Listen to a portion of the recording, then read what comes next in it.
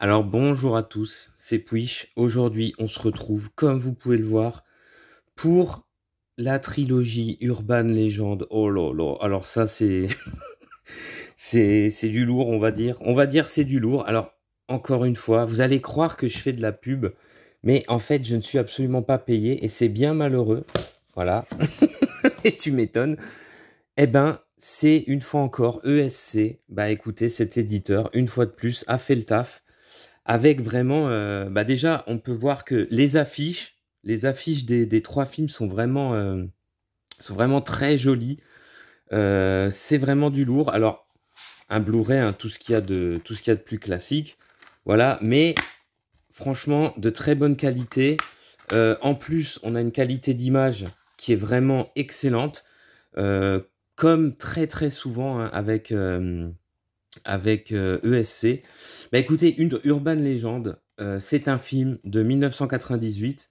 Ça dure 1h39 et ben voilà, c'est un clone. C'est un clone total de Scream.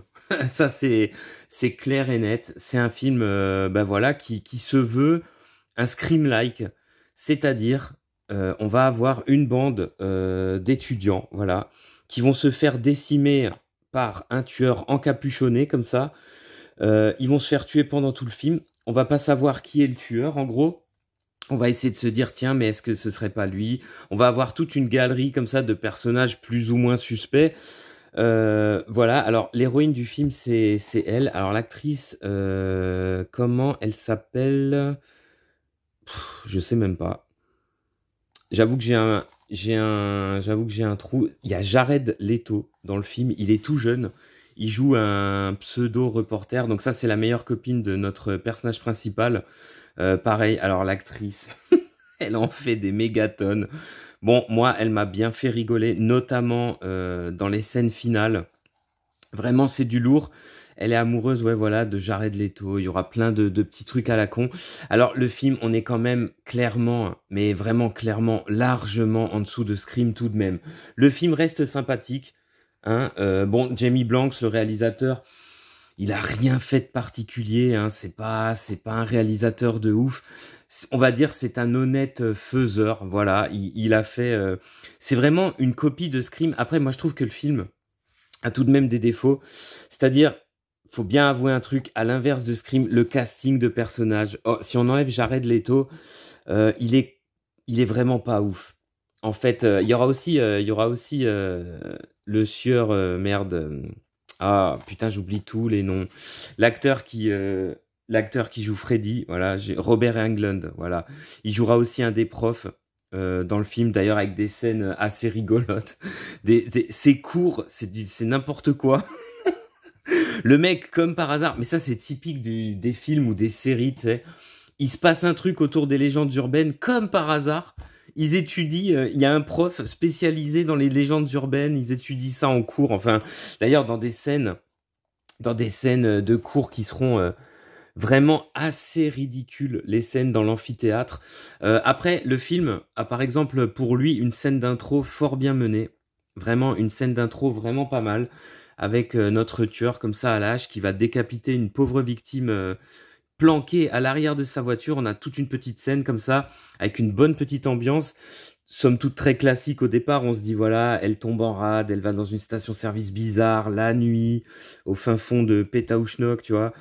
Et genre, le pompiste, ça a l'air d'être un psychopathe. Enfin, bref, il y a tout un quiproquo. Fin de compte, elle se fait buter. La scène d'intro, elle est vraiment pas mal. Après, moi, je trouve les différents meurtres, les différentes mises en scène des meurtres, c'est sympathique, franchement. Alors, le défaut du film, c'est que le film n'est pas extrêmement gore, n'est pas extrêmement violent. Il y a du sang, il y a des meurtres qui sont sympas, mais après, on n'est pas sur un déluge d'hémoglobine et je trouve, on est quand même en dessous de la violence que pouvait dégager Scream, premier du nom. Même le deuxième d'ailleurs. Hein. Mais on est quand même en dessous. C'est pas un film ultra violent. Après, les meurtres sont pas mal. Il y a de l'imagination. Mais je trouve que le défaut du film, c'est que le meurtrier s'inspire de légendes urbaines pour tuer ses victimes. Et ça, par contre, c'est un peu, en fin de compte, c'est un peu bancal dans le film. Ça, c'est un défaut du premier et du deuxième. Alors le troisième, il est complètement éclataxe, mais ça, on verra plus tard. Il a une bonne idée à la base, mais c'est complètement éclaté. C'est-à-dire que le film, en fait, mélange plein de légendes urbaines. C'est ça un peu le problème. Moi, je trouve que en tant que spectateur français, quand on n'est pas forcément au courant des différentes légendes urbaines comme ça qui traînaient fin des années 90 aux États-Unis, bah voilà, on est un peu, on n'est pas forcément, on n'est pas forcément dans l'attente de ce qui va se produire en fait dans le film. C'est ça qui est, je sais pas si j'arrive à me faire comprendre. Du coup, il y a un côté un peu, le tueur n'a pas forcément une aura. Moi, je trouve que le tueur, il a pas la même aura que, par exemple, le tueur d'un Scream, le tueur d'un Vendredi 13. Enfin bref, un tueur vraiment qui a une méthode qu'on comprend, qu'il a une façon de faire qu'on comprend. Là, ça peut être un peu n'importe quoi. Et j'ai pas forcément, ça c'est un des trucs que j'ai pas forcément super apprécié dans le film. Après, franchement, c'est un film d'1h40, il passe tout seul. Bon, personnellement, l'actrice principale, j'aime pas trop non plus. Globalement, la galerie de personnages, comme je vous ai dit, hormis les profs, le proviseur aussi, il fait rire. Les scènes avec lui, tu te dis, enfin pas le proviseur, le doyen, quoi. Tu te dis, mais putain, c'est quoi ce... Parce que toute l'histoire tourne autour d'un massacre qui aurait eu lieu justement dans cette université dans les années 70. Et genre, l'affaire aurait été étouffée. T'as Jared Leto, c'est un journaliste en herbe. Il enquête un peu sur tout ça. C'est un peu un fouille-merde. Enfin, franchement, c'est... L'histoire, elle est vraiment naze. Franchement, même le tueur, ses motivations, pourquoi il s'en prend en plus particulièrement à notre héroïne. Il y a des trucs qui arrivent un peu comme ça, comme un cheveu sur la soupe. On s'en fout un petit peu. Et, à la différence de Scream, où plus on montait jusqu'au final, plus le film était culminant, quoi. Là, on se retrouve avec un final, mais vraiment nanar. Franchement. Entre le tueur, une fois qu'il est révélé, qui en fait des caisses, mais des turbo-caisses, vraiment, c'est nanar. Le coup de je vole, je peux pas vraiment le dire, mais le coup de... Bon, il y a prescription, le film, il est sorti à... Bah alors, pour vous dire, hein, c'est 3 films que je n'ai pas vus à l'époque. Pourtant, j'étais turbo fan de Scream, mais je me suis dit, Urban Legend, ça a pas l'air ouf quand même.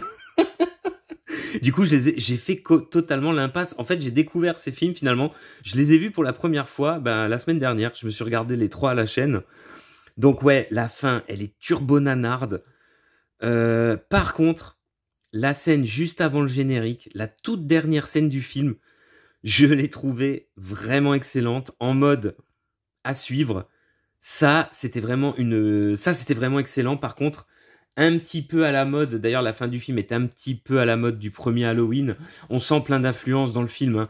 Mais de toute façon, on sent qu'il a envie de surfer sur le slasher, sur la vague du succès de Scream. Donc, c'est un film sympathique. Si vous êtes amateur du genre, nul doute que vous l'avez déjà vu ou que vous l'avez vu à l'époque.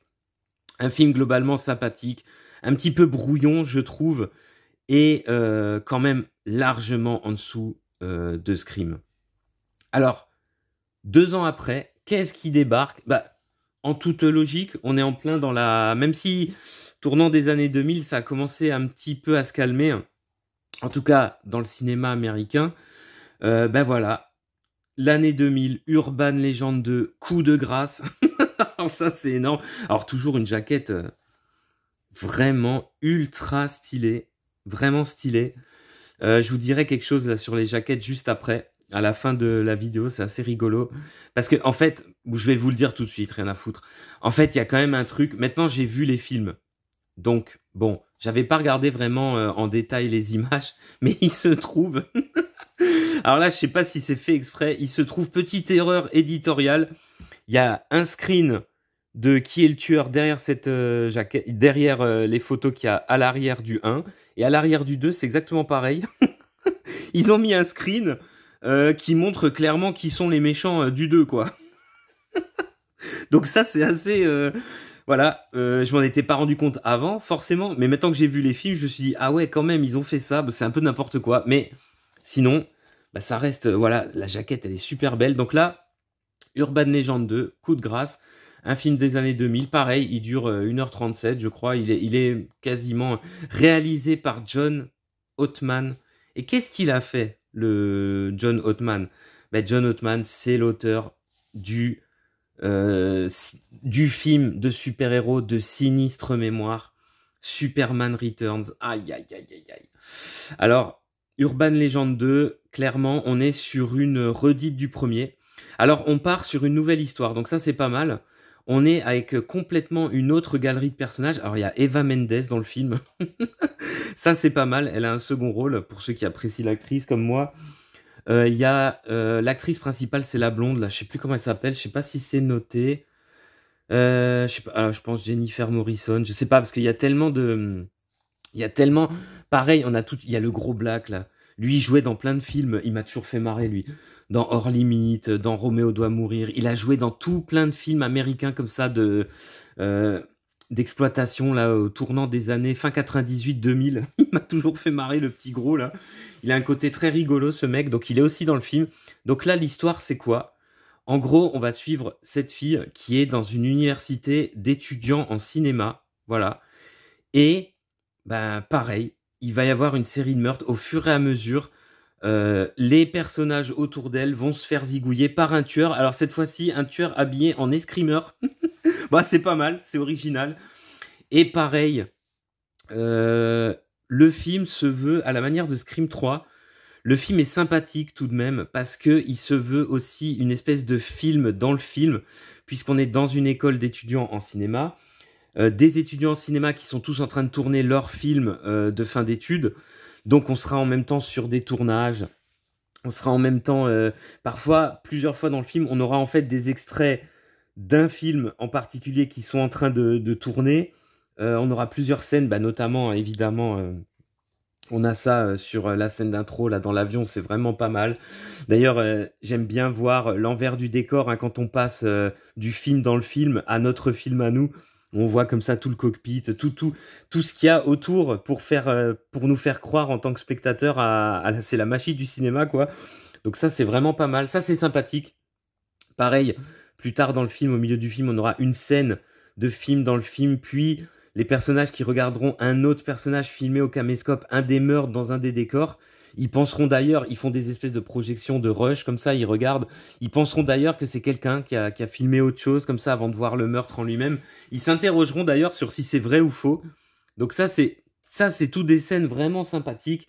Par contre, il faut bien avouer que le film, moi, je trouve encore pire que le premier. Il s'effondre complètement sur la fin.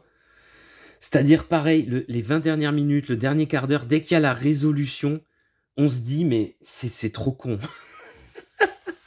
Vraiment, c'est ultra nanar. C'est vraiment con.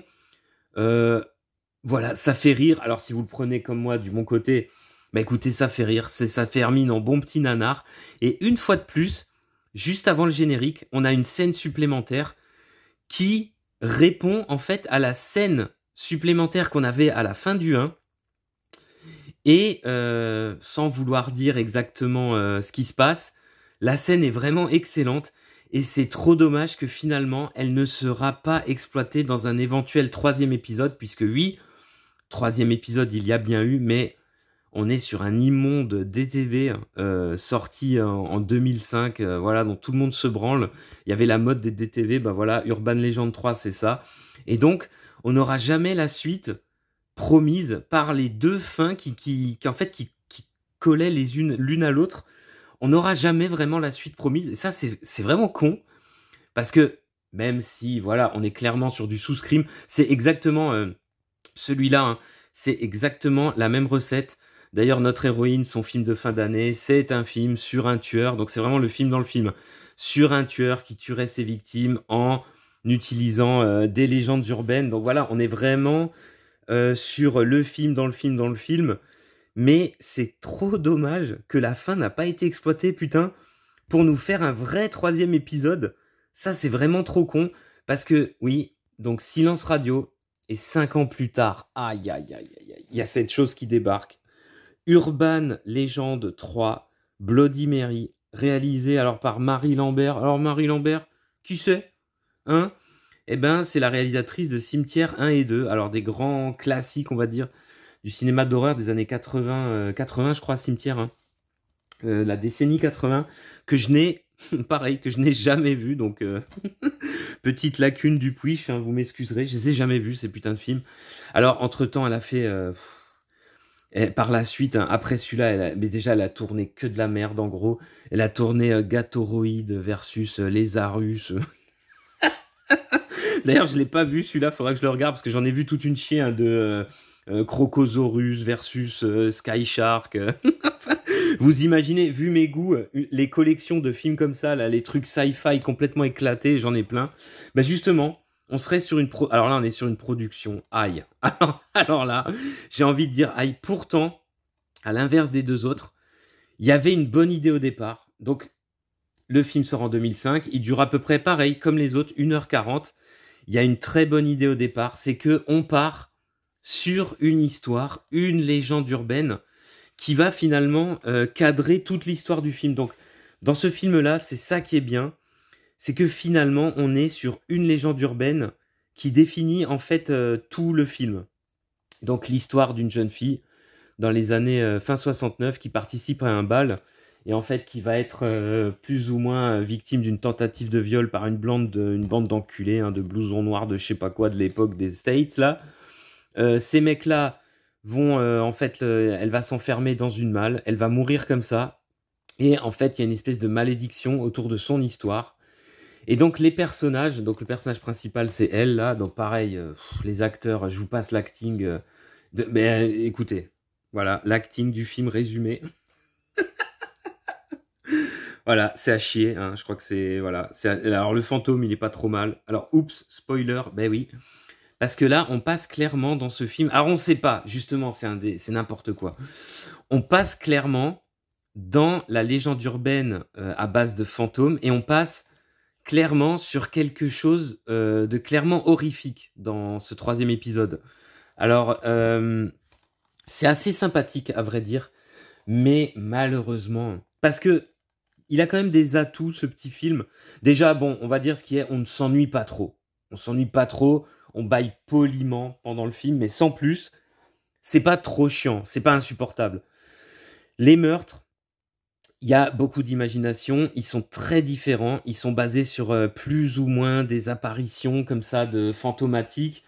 Il va se passer, bah, notamment, hein, comme on peut le voir là, le meurtre de la blonde là avec les araignées, il est vraiment écœurant, même si voilà le gros défaut du film. C'est le budget. Alors, je pense que le budget a été, mais famélique. Je pense qu'il n'y a pas de thunes. À mon avis, il n'y avait pas de thunes. Et du coup, ça donne un film complètement fauché, qui passe quand même pas mal à côté de la plaque, notamment à cause des... Bah voilà, les effets spéciaux. Bah, par exemple, le meurtre des araignées, il est vraiment pas mal. Mais les araignées en 3D, elles sont dégueulasses. La plupart des petits effets spéciaux en 3D, ils sont... mais horribles. Ils sont affreux. Ils sont complètement affreux. Pareil, je vous passe sur la fin. Alors, un des gros problèmes de ce film qui est... Alors, je vous le dis, hein, c'est un nanar. On est à la limite entre le navet et le nanar au niveau de la conclusion. Alors là, on se retrouve une conclusion dans un cimetière. On se retrouve sur un truc, tu comprends plus rien. C'est un fantôme, c'est pas un fantôme. Finalement, il y a un tueur. On comprend rien on comprend rien aux motivations de... Bon, le fantôme, on comprend. Mais ce que je veux dire, c'est les personnages humains, on comprend rien à leur motivation. Notre héroïne, elle tourne en rond pendant tout le film. On enchaîne en permanence les mêmes décors. C'est insupportable. On sent, voilà, zéro fric. C'est vraiment une grosse catastrophe. Hormis les meurtres qui sont imaginatifs, qui sont pas trop mal, qui sont sympathiques. Voilà, il y a rien, c'est une grosse bouse. Franchement, c'est une grosse bouse. Alors, passez votre chemin, hein. Sauf si, comme moi, moi, je voulais voir les trois. Celui-là, franchement, il est à oublier d'urgence. En fait, les 2 premiers sont tout à fait fréquentables. Mais alors, le 3e, on l'oublie. Un gros DTV de merde. Et puis, depuis, plus rien. La série s'est totalement arrêtée. Alors, certains diront, tant mieux. Tant mieux, il y a que des cons comme toi pour acheter ces merdes 20 ans plus tard et puis se les coltiner pour en plus nous dire que c'est à chier. Pas tout à fait à chier, mais bon, c'est quand même Bloody Mary, c'est quand même de la bonne bouse, hein. Bah écoutez, on va s'arrêter là. Vous avez vu une édition vraiment sympathique. Bah écoutez, hein, si ça vous a plu, n'hésitez pas à m'insulter abondamment dans les commentaires, puisque je n'ai rien compris à ces films, que je les ai même pas vus à l'époque. Je les ai snobés carrément. Eh oui, je les ai carrément snobés. Et puis je vous dis à plus pour de prochaines vidéos.